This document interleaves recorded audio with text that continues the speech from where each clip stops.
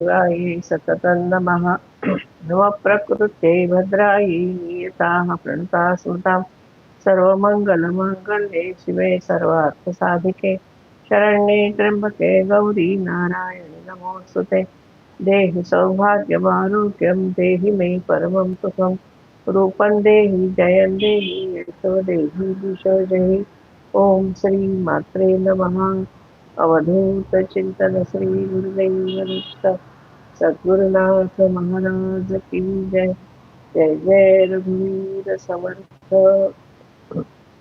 कालपासून आपण पद्ममालिनी या श्री सूक्ताच्या 11वा आणि 13व्या रुचेत आलेल्या नामाचं विस्तृत विवेचन पाहत आहोत. प्रथमतः 4 श्लोकामध्ये आपण देवीचं सुषुम्ना रूप वर्णन केलेलं काल बघितलं. आता सर्व प्राणीमात्रांमध्ये कुंडलिनी असते हे काल आपण पाहिलेलं. तर ती कुंडलिनी सुषुम्ना नाडीतून ऊर्ध्वगतीला येते. तर ती सुषुम्ना नाडी सगळ्यांच्या मध्ये ती प्राणशक्ती आहे, ते देवीचं रूप आहे. इतर प्राण्यांची जाण नाही, मनुष्याला मात्र ती आहे. त्यामुळे तो साधना करून सुषुम्ना ऊर्ध्वगतीला ब्रह्मरंध्रापर्यंत नेऊन ब्रह्मत्व प्राप्त करून घेऊ शकतो. जे भोगवासनेमध्ये रमतात ते अधोगतीला किंवा इतर योनीला प्राप्त होतात. आज आपण ही सुषुम्ना रूप लक्ष्मी कोणत्या पद्मांची माळ घालते ज्यामुळे तिला पद्ममालिनी असं म्हटलंय त्याची आपण माहिती घेऊया. जे पराकाश व्यापून राहणारी जी सुषुम्ना आहे ती देवी रूप आहे असं आपण पाहिलं. त्यामुळे सुषुम्नेला देवी म्हणून इथं तिची स्तुती केली आहे. ती संसार तापातून आपली सुटका करून घेणाऱ्या जीवांना मुक्ती मिळवून देते. सुषुम्ना कार्यशील झाली की उपासक ऊर्ध्वगामी होतो, ब्रह्मत्वाकडे वाटचाल करू लागतो. त्यामुळे ही जी देवी आहे ती सर्व प्राण्यांच्या शरीरामध्ये मुख्य नाडीच्या रूपामध्ये स्थित आहे. सर्व प्राणी मात्रात ही जीवशक्ती प्राणशक्ती आहे आणि सर्वांचं शरीर चालवणारी पण तीच आहे. तर आता पुढे आपण बघूया.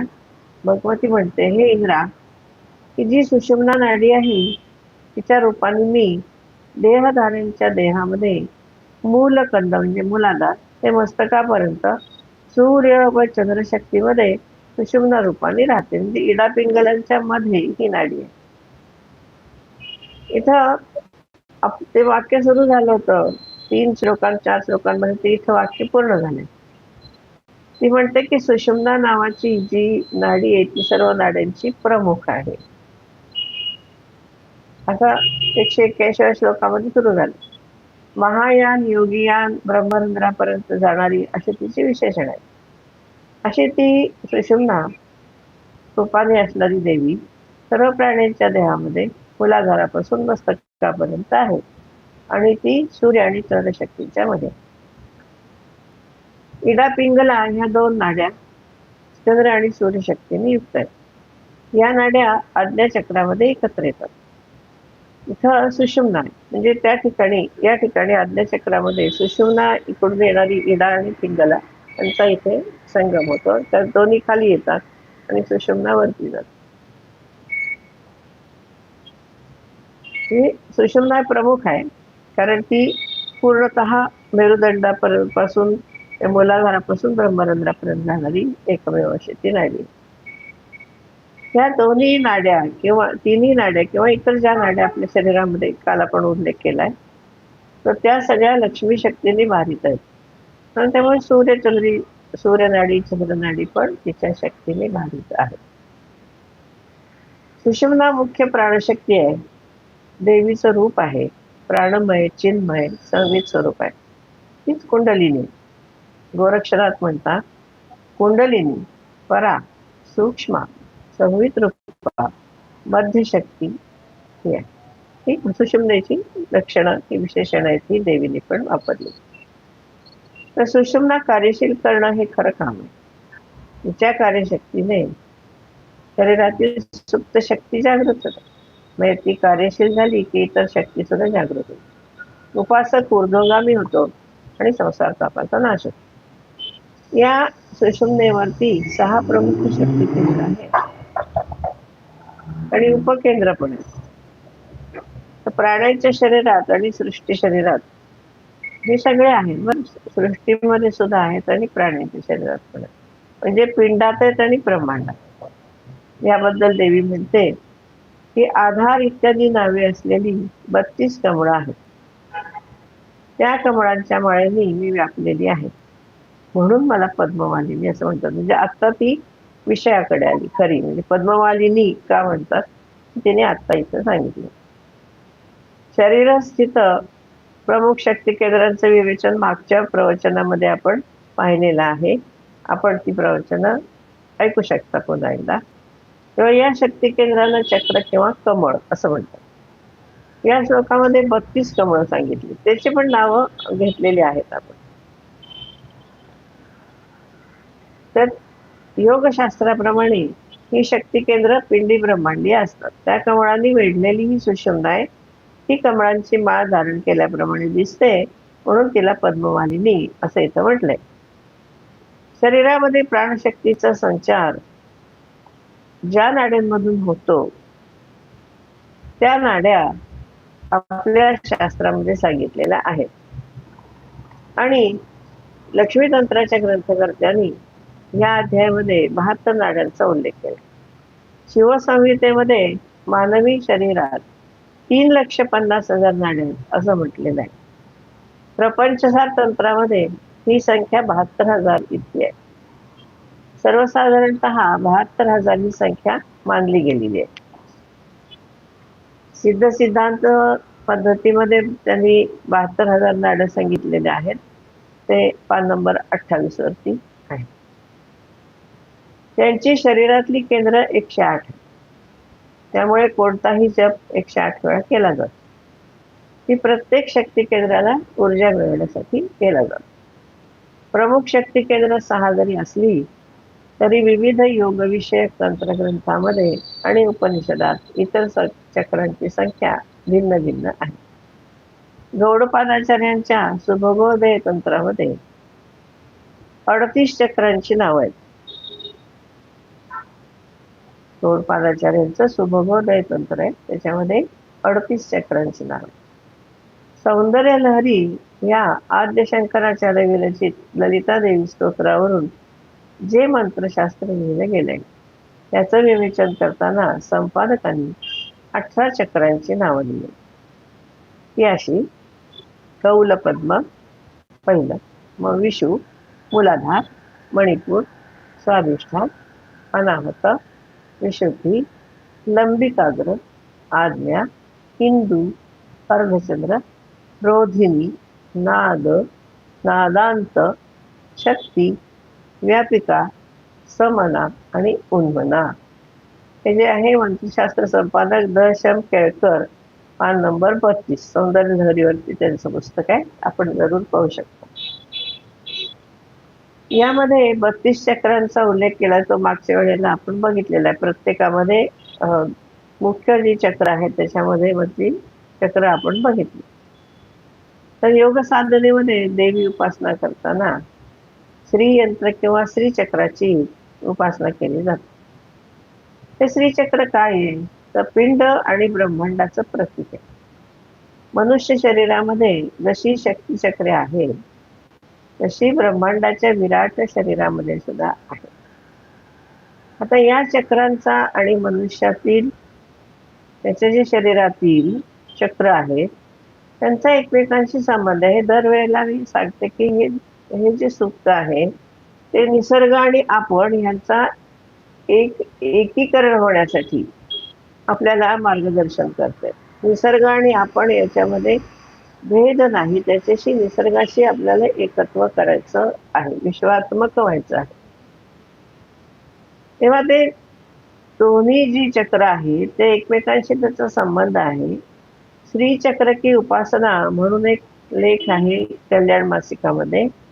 त्याच्यामध्ये दर्शनाचार्य पंडित श्रीकृष्ण प्रसादजी भट्टराय असं म्हणतात: जैसे पिंडरूप इस व्यष्टि शरीर को जिसे पिंड ब्रह्मांड भी कहते हैं, स्थूल ब्रह्मांड का प्रतीक माना गया है, इसी तरह श्री चक्र को समस्त ब्रह्मांड का प्रतीक माना है।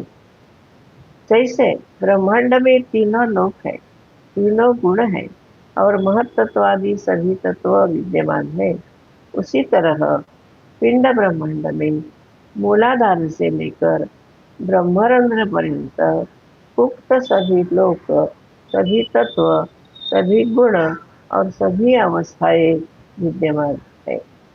इसी तरह श्री चक्र में भी भूपुर से लेकर बिंदु पर्यंत के अवयव में यथा योग्य सभी लोक, सभी अवस्थाएं, सभी तत्व और शरीर के सभी चक्रों का और सभी धातुओं का समन्वय होने से यह पिंड ब्रह्मांड का प्रतीक माना गया है। हे जे आहे ह्या श्रीचक्र की उपासना हे शीर्षक आहे लेखाचं। लेखक पंडित श्रीकृष्ण प्रसादजी भट्टर आहेत. साधारण दर्शनाचार्य काठमांडूचे आहेत. पान नंबर 408 आहे कल्याण उपासना अंकावर. तिथे ही माहिती त्यांच्या लेखाची आहे. श्रीचक्र का संक्षिप्त विवरण या लेखामध्ये त्यांनी दक्षिणामूर्ती संप्रदायानुसार श्रीचक्राचं विवरण केलं. त्यामध्ये मूलाधारादी मुख्य चक्र आणि उपचक्र यांची माहिती आहे. ही क्रमोपासना आहे. क्रमोपासना आपल्या ज्ञानेश्वरीमध्ये सुद्धा 18व्या अध्यायामध्ये दिली. क्रममुक्ती म्हणलंय त्यांनी, उपासना नाही, क्रममुक्ती. यामध्ये उपचक्रांची माहिती आहे, संख्या आहे. कुठे? दक्षिणामूर्ती संप्रदायानुसार जे विवरण आहे त्यामध्ये ती 32 आहे. ती कोणती? ही माहिती सगळी जास्तीची माहिती मुद्दाम सांगते, कारण शरीर, आपलं पिंड आणि ब्रह्मांड याच्यामध्ये एकता कशी आहे हे आपल्याला या उपासनेतून समजून घ्यायचंय. आणि ही पद्ममालिनी कशी आहे, पद्माची माळ घातलेली ही कुंडलिनी आपली जी आहे ती भगवती आपल्या शरीरामध्ये कशी आहे हे आपल्याला जाणून घ्यायचं आहे. आता ही जी चक्र सांगितलेली आहेत ते मूलाधार हे विश्रांती चक्र आहे. स्वाधिष्ठान जे आहे ते सृष्टी चक्र. आता त्यांनी तुलना केली श्रीयंत्राशी. ते भूपुर किंवा सृष्ट्यात्मक चक्र किंवा त्रैलोक्य मोहन चक्र म्हणतात त्याला.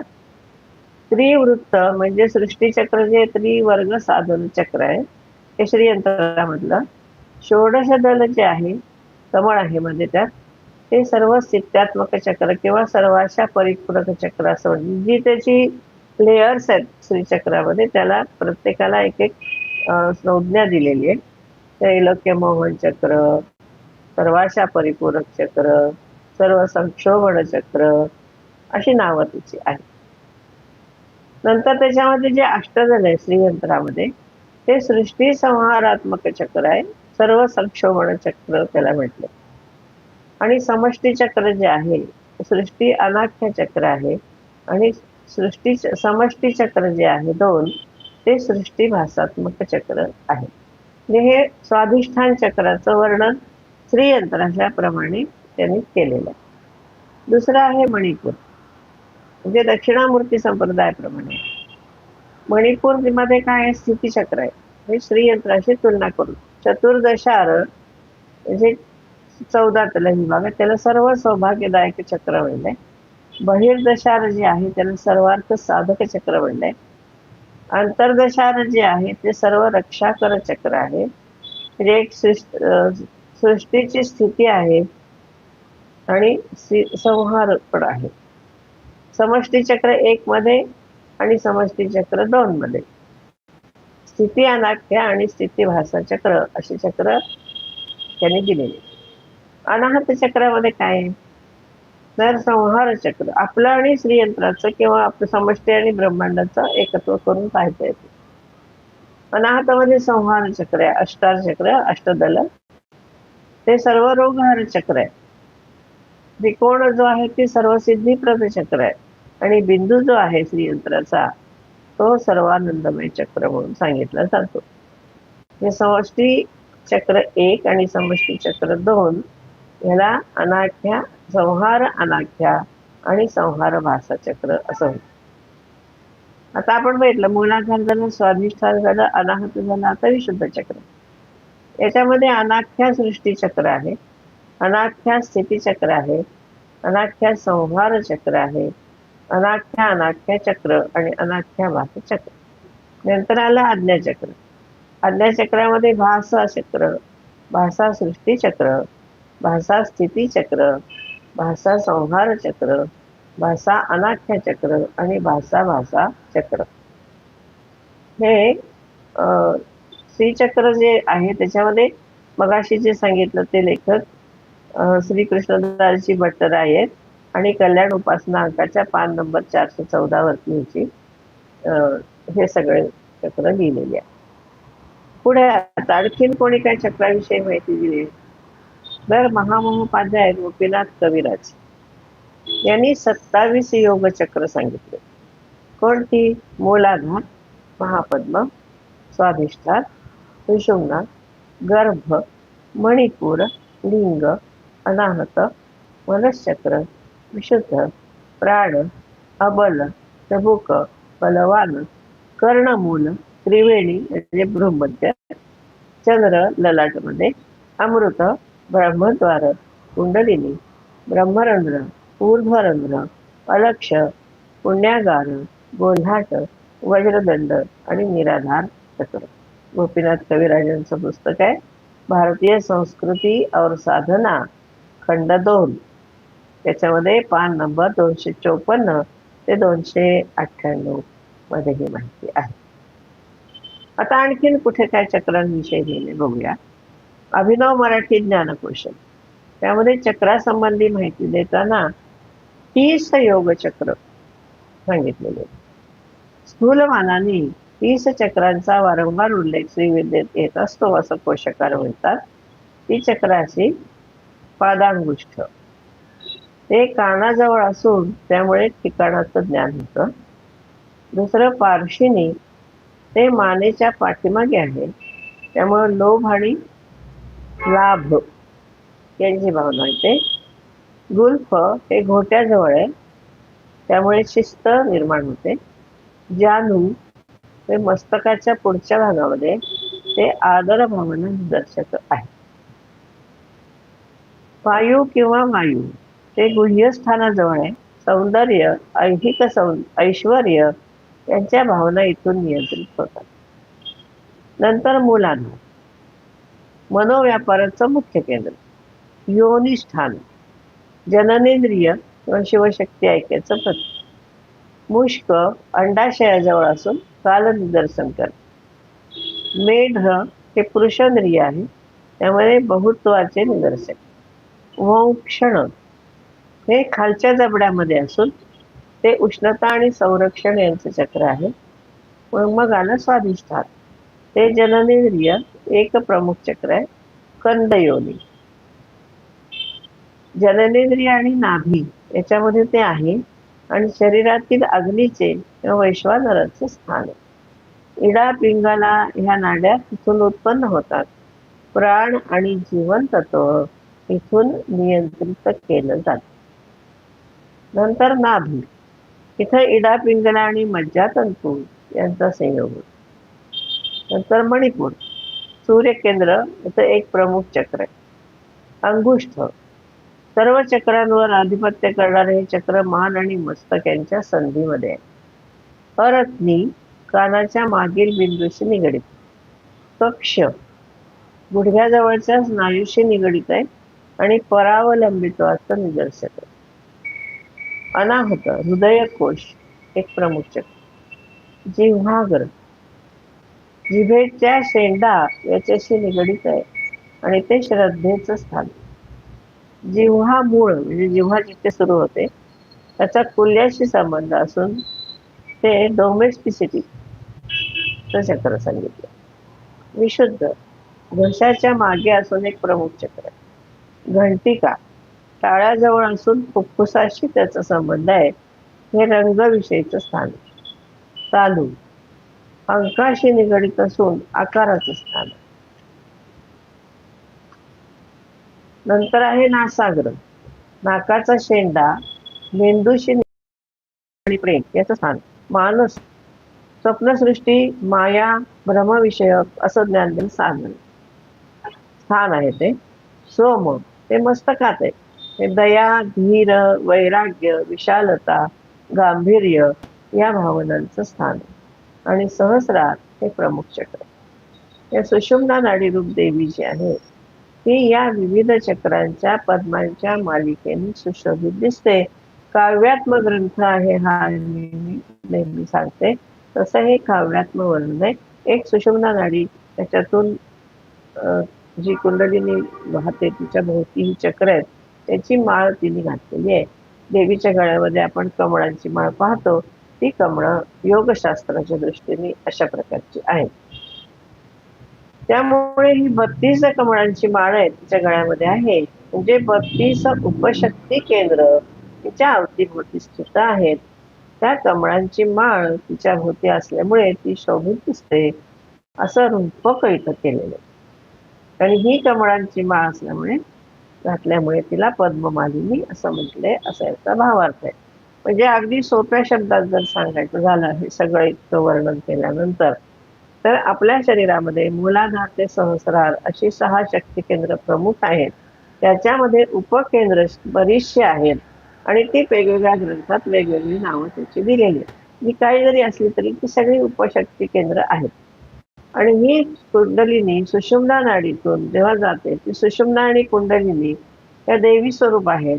तर ती जेव्हा अशी ब्रह्मरंध्रापर्यंत जाते तेव्हा ही देवी स्वरूप तिचं कल्पना करा डोळ्यासमोर साकार रूप बघा. तिचं मुख्य कमळ आहे ते मूलाधार चक्रामध्ये ती उभी आहे आणि तिच्या भोवती सगळी जी शक्ती केंद्र आहेत ते एक एक कमळ असं धरलं तर त्या सगळ्याची माळ त्या सुषुम्नेभोवती आहे. म्हणजे साकार सगुण साकार देवीचं रूप जर घेतलं तर तिच्या गळ्यामध्ये 32 कमळांची माळ आहे.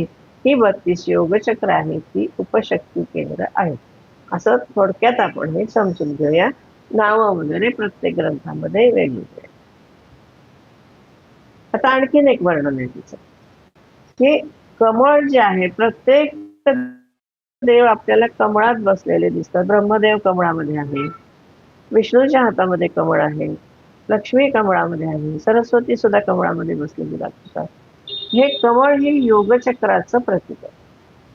हे मूलाधार चक्र आहे आणि त्याच्यावरती म्हणजे हे सगळे कसे आहेत योग स्वरूपाने पाहिलं तर हे सगळे सिद्धतेचं लक्षण आहे आणि पिंड ब्रह्मांड त्यांचं ऐक्यत्व हे दाखवतात. म्हणजे सगुण साकार रूप उपासनेसाठी लागतं आपल्याला, पण योगशास्त्राच्या दृष्टीने पाहिलं तर हे शक्तीचं स्वरूप आहे आणि या विविध प्रकारच्या शक्ती आहेत. शक्तींचं जर आपण अनालिसिस केलं तर जशी चुंबकीय शक्ती आहे ना, नंतर ती गुरुत्वाकर्षण शक्ती आहे, विद्युत शक्ती आहे, जलशक्ती आहे, सौरशक्ती आहे, चंद्रशक्ती आहे.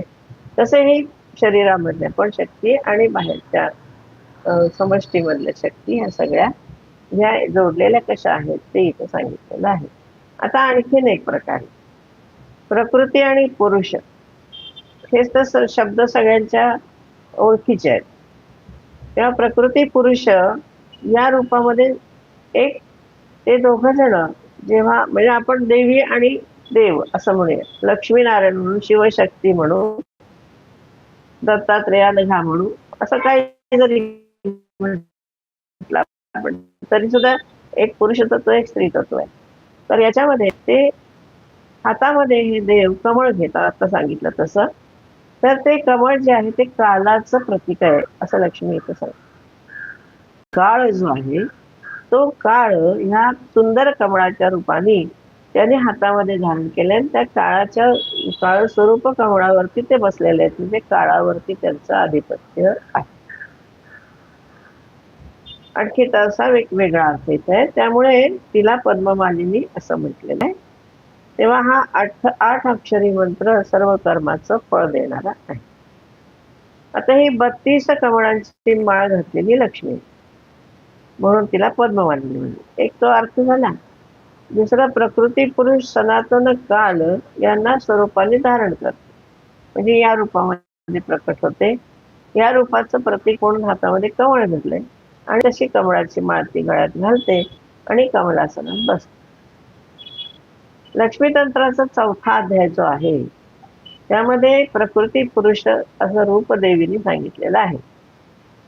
प्रकृती म्हणजे सोमशक्ती आणि पुरुष म्हणजे अग्निशक्ती. म्हणजे पुरुष प्रकृती आहेत. यातील सोम हा स्त्री स्वभाव आहे, स्त्री भाव आहे, कोमलता आहे याच्यामध्ये. आणि अग्नी हा पुरुष आहे. पण दोन्ही लागतं विश्व चालण्यासाठी. म्हणून लोकांच्या कल्याणासाठी हे दोन्ही भाव प्रकट झालेले आहेत, अग्नितत्व आणि सोमतत्व, पुरुष तत्व, स्त्री तत्व, देव देवी, भगवान भगवती. असं म्हटलंय, अग्नि शोभमयो भावू दिव्य स्त्री पुंस लक्षणौ बिभ्रती चारु सर्वांगी लोकानां हितकामया कल्याण रूपा भद्रास्मी कालीच कलनात् सतां द्विषतां कालरूपद्वात् अपि काली प्रकीर्तिता. ईश्वरी सर्वभूतानां पद्माक्षी पद्ममालिनी शक्तिभिः सेविता नित्यं सृष्टिस्थित्यादिभिः परा आभस्तिदेशादा मूर्त ब्रह्मयान अनुव्रता एकेयम उज्ज्वला दीप्ता पावनाच यशस्विनी ब्रह्मरंध्रात विनिष्क्रांता ब्रह्मपद्ममुपेयुषी ओतप्रोतात्मिका सेयम परमानंदवत्मनी.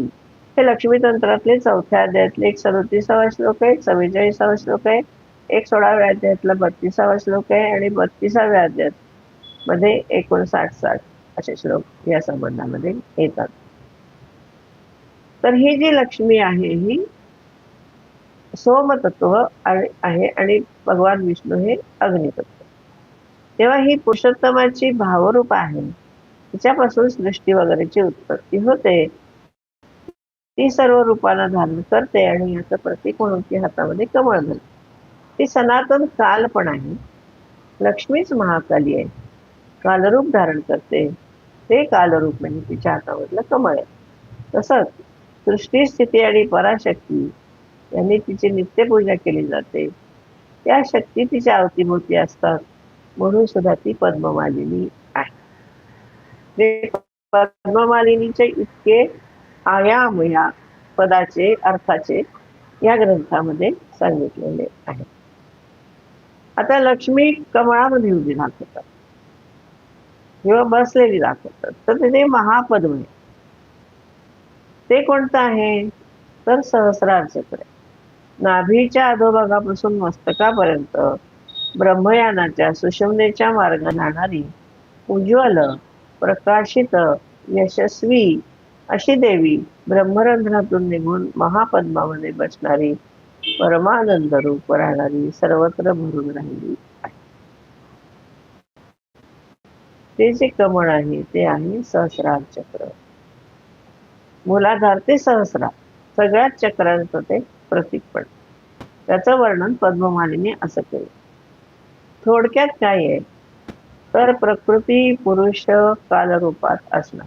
प्रकृती रूपाने आहे, पुरुष रूपाने आहे, कालरूपाने आहे, सहस्रार पद्मात बसणारी आहे, पद्मांची माळ गळ्यामध्ये घातलेली आहे, हातामध्ये पद्म धारण केलेलं आहे, अशी ती सगळी असल्यामुळे तिला पद्ममालिनी असं म्हटलेलं आहे. या नामापासून ओम पद्ममालिनी नमः असा अष्टाक्षर मंत्र तयार होतो. या मंत्राचा जप केल्याने आता वेगळं सांगायला पाहिजे का कुठचं फळ, सगळी सर्व कर्मांचं फळ मिळेल अशी फलश्रुती दिली. मनुष्याची बरीचशी कर्म व्यवस्थित न केल्याने वाया जातात किंवा फळ सुद्धा तेवढं आपल्याला अपेक्षेप्रमाणे मिळतं. फलहीन पण होतात, अयशस्वी पण होतात. पण ह्या मंत्राच्या जपाने काय होतं तर आपली प्राणशक्ती जागृत होते, सुषुम्ना नाडी चालू राहते, त्यातून कुंडलिनी ऊर्ध्वगामिनी होते आणि सगळ्या इंद्रियांना, सगळी उपशक्ती केंद्र जागृत होतात. सर्व इंद्रियांना शक्ती प्राप्त होते, बल प्राप्त होतं आणि ते आपलं कार्य व्यवस्थित करण्याला एकदम ताजीतवाने फ्रेश होतं. बुद्धी तेजस्वी बनते आणि मग कार्य शास्त्रशुद्ध होतं. कर्म करताना आळस प्रमाद घडत नाही आणि केलेल्या कर्माची फलनिवृत्ती निश्चितपणाने होईल. असं एवढं मोठं वर्णन पद्ममालिनी ह्या पदाचं या ग्रंथामध्ये केलेलं आहे. श्री सूक्त किती महत्वाचं आहे हे आपल्याला या प्रत्येक पदाच्या विश्लेषणावरून लक्षात येईल.